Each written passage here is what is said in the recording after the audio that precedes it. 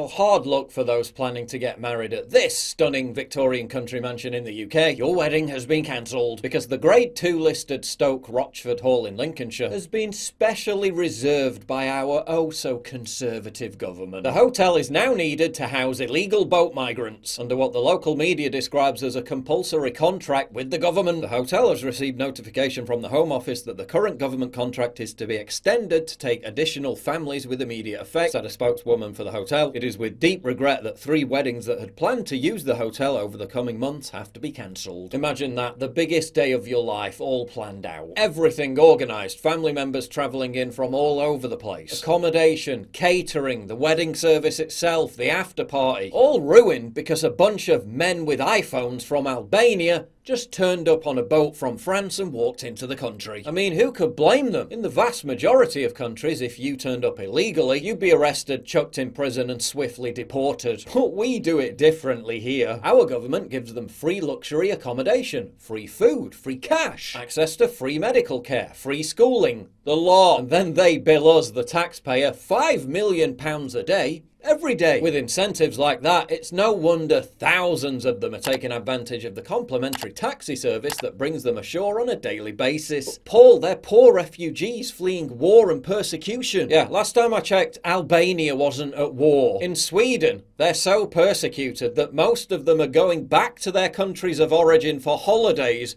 then returning to Sweden to pick up their welfare checks. But Paul, what about the women and children? Oh, you mean like all the women and children who have just been housed in this converted mill near Huddersfield? All 84 of them are men. This is Milnesbridge, where I'm sure the locals are delighted at the cultural enrichment they're about to be on the receiving end of. Residents have expressed fears about crime. Even the local Stand Up Against Racism group is concerned. There has been little consultation with Kirklees Council and none with local residents. The council was initially told there would be 42 residents, but this was then doubled. Imagine that. You're just going about your normal life in your small neighbourhood. Then suddenly, out of nowhere, the government announces that 84 dudes from third world countries are moving in next door. Then extrapolate out that galaxy brain scheme and apply it to the entire country. At this point, we might as well just hand the reins of power over to Labour. At least they've been transparently brazen and upfront about what they want to do to the country.